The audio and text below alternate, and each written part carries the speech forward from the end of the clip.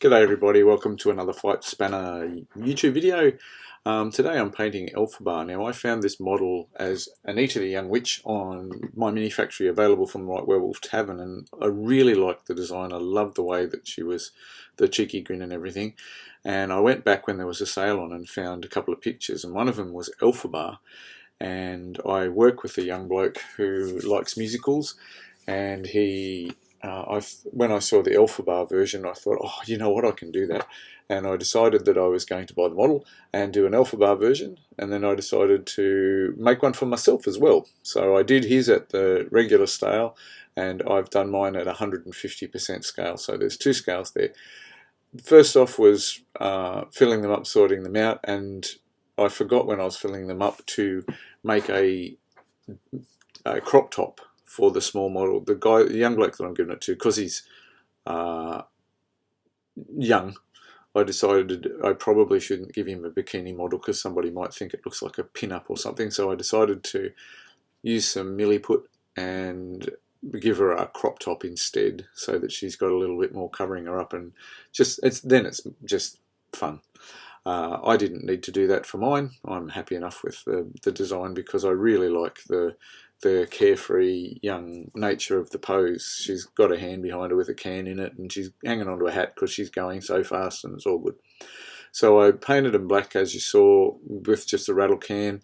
Did a zenithal highlight with a little bit of white primer, and then I've started shading. I used a shade of blue for underneath and did all of the shadow painting, and then I'm going with various lighter colours of green over the top of that. And in each case I didn't finish off the airbrush, I just added another colour to it and got lighter and lighter and lighter until I finally got to just doing light highlights on the skin. So this is about halfway through the green stage, and then I went back after that and just put some extra white highlights at shoulders and things that were facing up.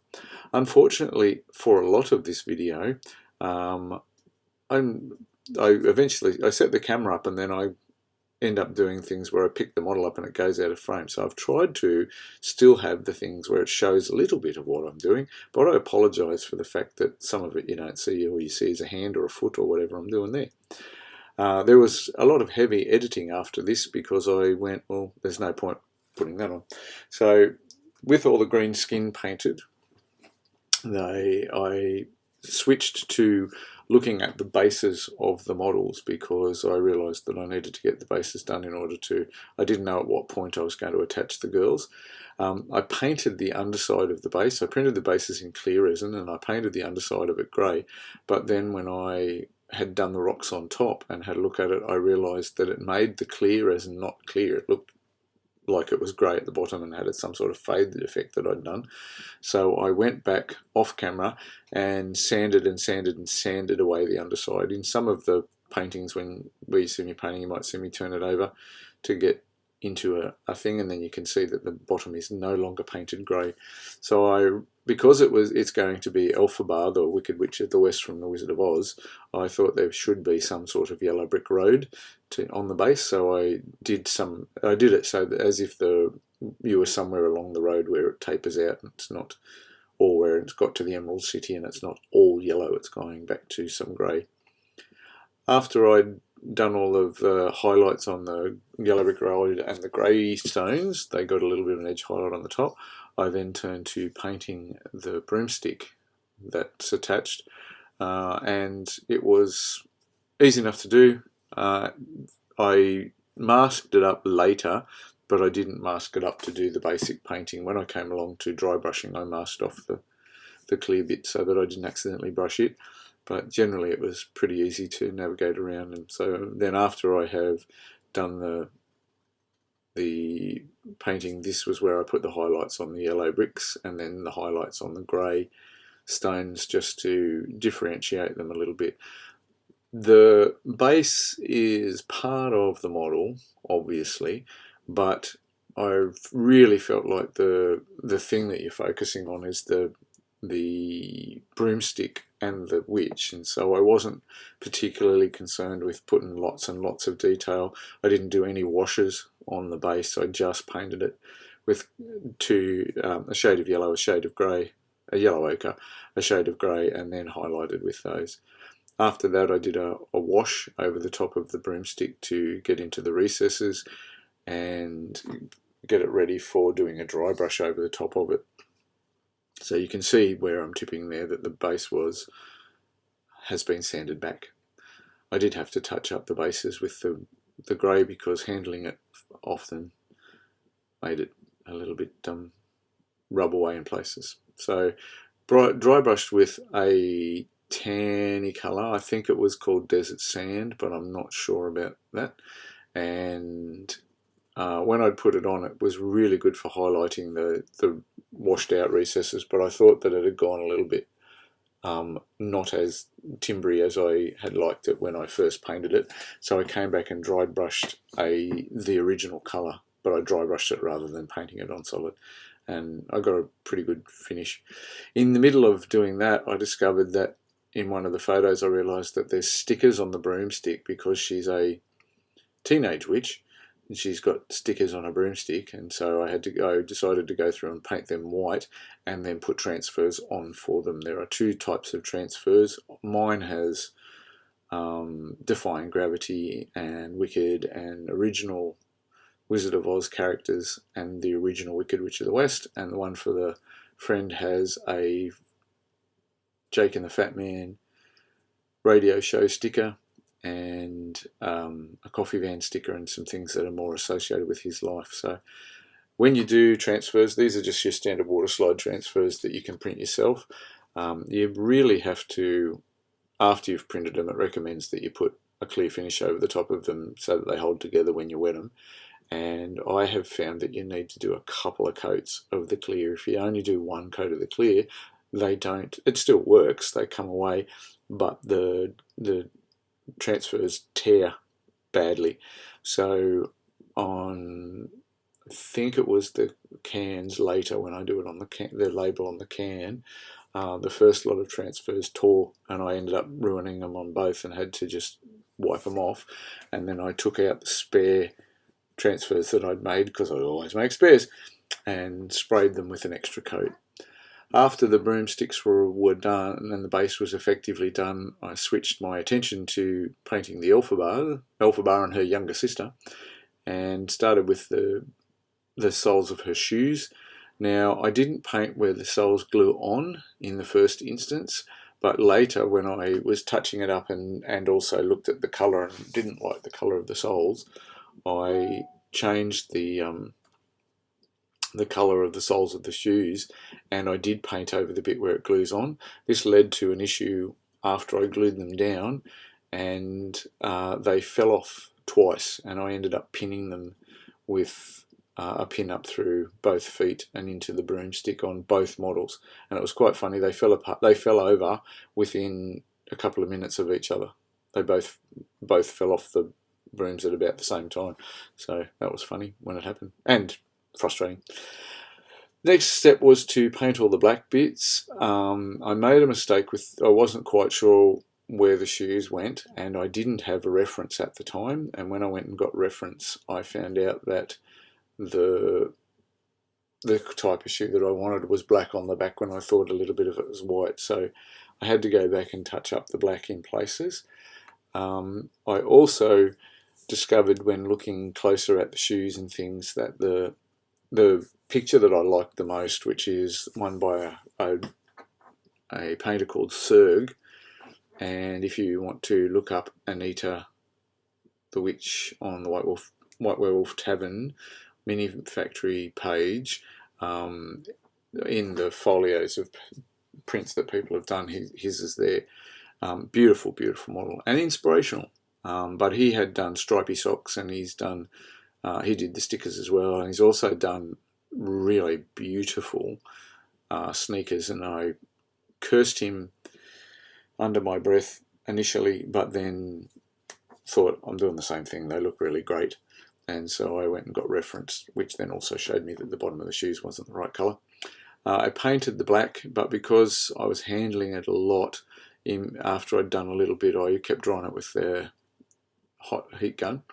Here I'm putting the stripes on for the socks, and so I just marked it out with a pencil, and I had to do bands around the legs and then put little crosses on the ones that were going to be green, and I did this on both legs and both models.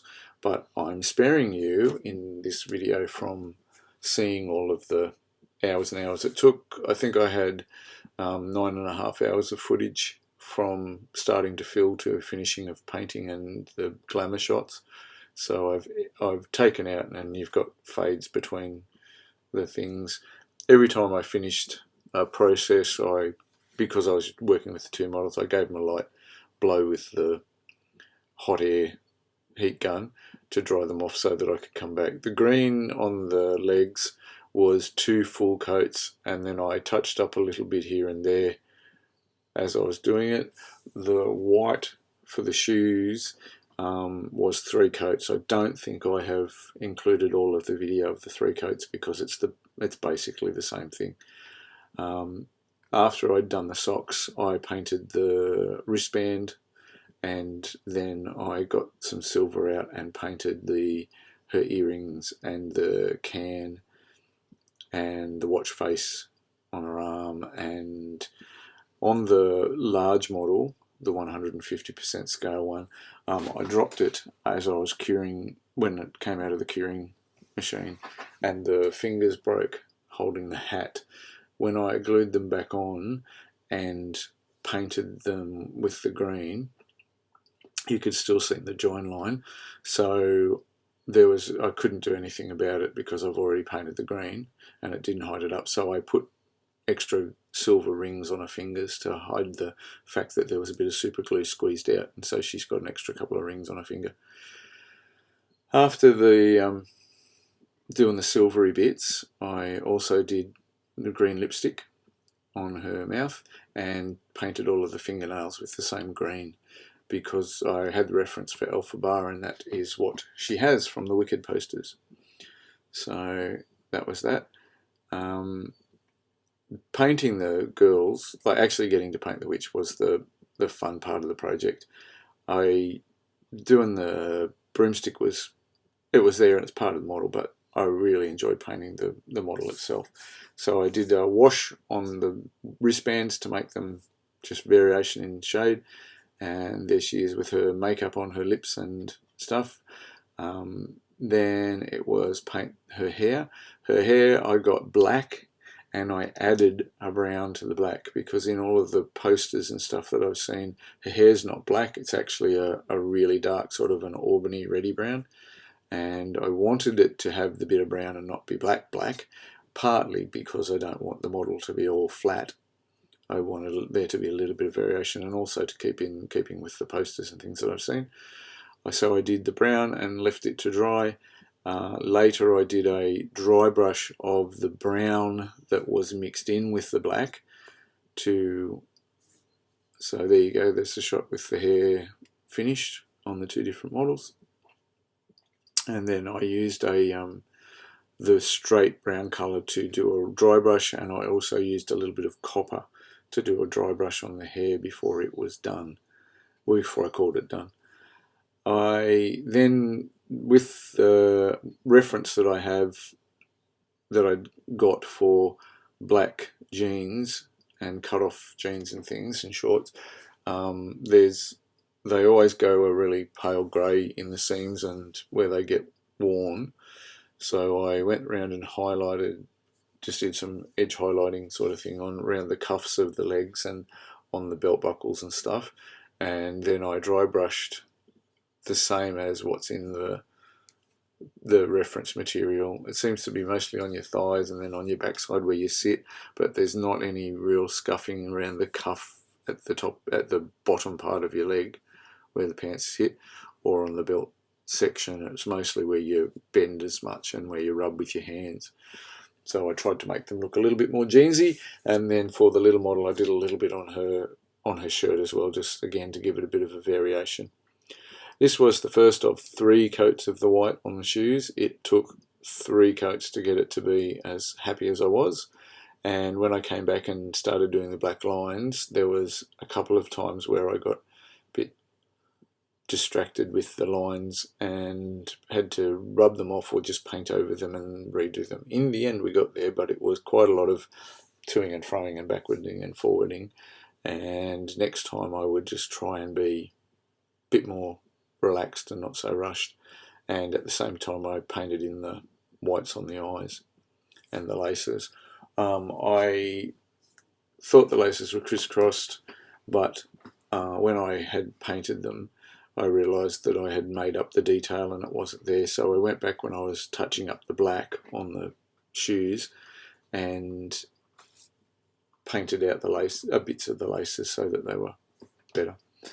Here's the other colour that I did that was more in keeping with the colour of the shoes, but as I said, I painted over the holes, which was a very dumb thing to do because the super glue stuck the paint to itself, but the paint wasn't strong enough to support the model leaning back, whereas if it had been bare surface glued to bare surface, I think they wouldn't have needed pinning.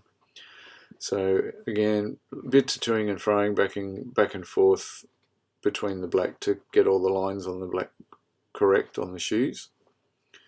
And as I got a little bit done, again I kept drying it with the heat gun because of the angles and trying to get the fine lines in places and things, I was having to handle the model all over, and I didn't want to rub off any of the new stuff that I'd put down.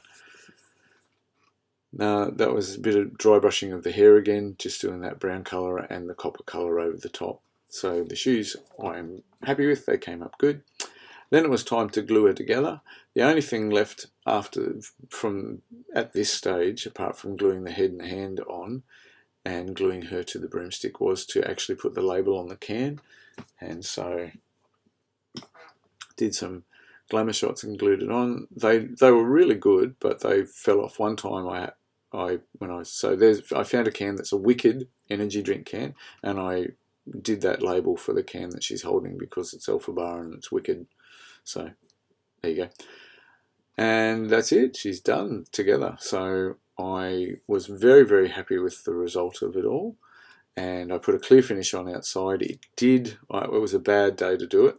I know better than that, but I again was trying to get it out for a time, and the clear actually went a bit cloudy. So the hair wasn't as brown as I wanted, and it looks a little bit more greyish. And some of the black pants got a little bit more smoky to look at, but overall it was okay. I did two, Lazy Susan turnaround things, one with the video camera, which was tricky to hold and everything, and then one with my phone, and the phone one the details are a little bit better, but I've included both just so that you can have a look. So this is mine, which is at 150%. And it's a great pose. She just looks like, if you stuck a skateboard on her, it would be still a fun pose. But the fact that it's this broomstick in the middle of the air and she's flying, I love the model. Thank you, White Werewolf Tavern, for your unique model. It's great. That's me transfers.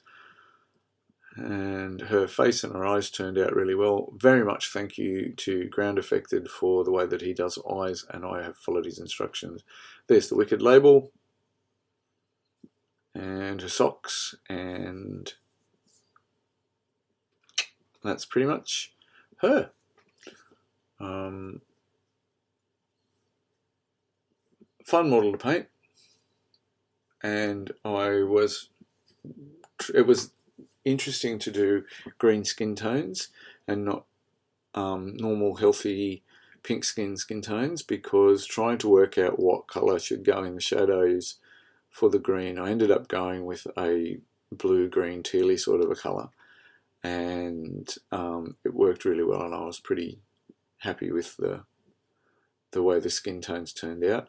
I possibly could have done just a fraction more spraying of the green overtones up from the bottom, because when you see her standing as she normally poses. It looks good and it looks like shadow, but if you lay the model down flat onto its back, you realise that there's only one colour under the knees. So, as I said, mistakes were made, but I'm totally thrilled with how the model turned out. So much so that because I had videoed it, I thought I'll put it on, and there you go. And this is the glamour shots for her. This is the one for the young bloke that I've given as a gift, and you can see she's got her crop top on instead of just a bikini top. It was also interesting at the time doing the details at 2 different sizes. So the size of her, it was tricky. I actually got her shoelaces better on the little one first go than I did on the big one first go. So she didn't require as much going back and touching up as the big one did at the time. That's about the video. You can have a look at the painting if you wanted to go back while I was talking. I didn't really discuss all of the things that I was doing so much, but I've pretty much just used a black, a couple of different greens. I used a skin tone and white to make the base of the shoes. I used a black with brown for the hair, and a proper metallic silver for all of the earrings and stuff. And the greens, in the process of doing the greens for the skin, I just borrowed those greens for lipstick and fingernails and stuff that was the other colours that I used. So it was a relatively simple colour palette. Cheeky expression, love the expression. It's part of the reason why I bought the model. And there you go. I hope you really have enjoyed watching this video, and the next one that I'll be doing is a dragon, so still fantasy, but it's a dragon in a style that I got asked to do for the thing. So that'll be the next video I release. Thank you for watching this one. I hope you've had a really wonderful time, and I will see you the next time I have a video showing something that I've made.